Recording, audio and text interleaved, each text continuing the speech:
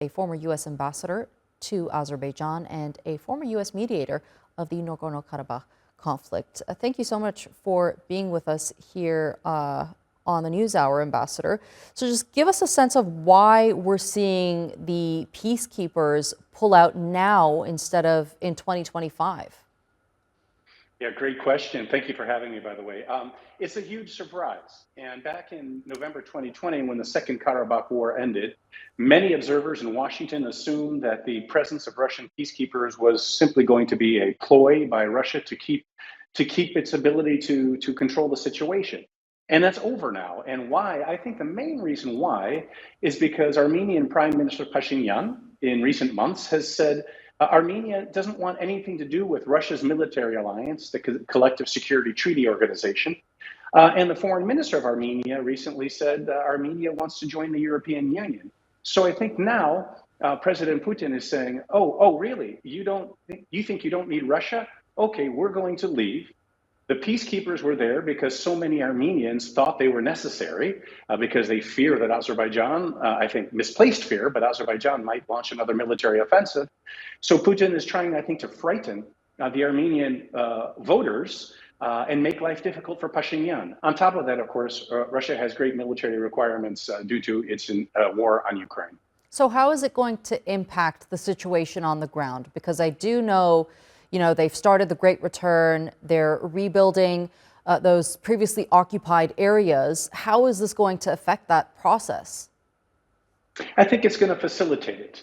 When there were Russian peacekeepers there was always an external and alien, military political force on Azerbaijan's territory that could be seen as reducing Azerbaijan's room for maneuver. Now, when I say what I just said in Armenia, people get afraid because of all the propaganda that's false that says Azerbaijan wants to seize Armenian territory or wants to commit ethnic cleansing. But that's not the case. Azerbaijan has always, so I worked on Nagorno-Karabakh since 2001. All of those 23 years, the Azerbaijani position has always been the Armenians should remain in Nagorno-Karabakh, not the other occupied territories, but in Nagorno-Karabakh. And once the war is over, let's rebuild together. So I think it's greater situation for stability that the Russian forces will leave. They won't be able to perform any mischief. And now it's up to Azerbaijan to persuade Armenians, I think, to come back to their former houses in Nagorno-Karabakh and facilitate their great return together. Right. And as you mentioned, you're an expert in this field. So I want to get your analysis on the last 3 years since that 44-day war and where we're at today in terms of Azerbaijan-Armenia relations and that whole normalization process.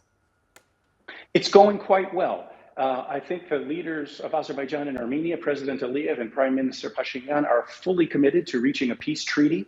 The peace treaty has seemed like it's right around the corner now since late last year. And they're also making progress on an agreement to demarcate the international border between Azerbaijan and Armenia.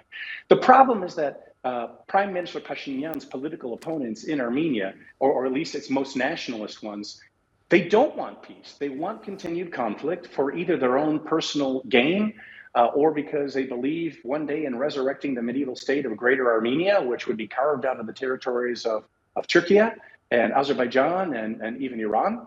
That's a myth that's dead, but still it carries some political weight in Armenia. And so it's these opponents of a peaceful settlement inside Armenia that are the main stumbling block now. But the national leadership wants a peace treaty and wants to define the international borders between the countries, and I think that's coming soon.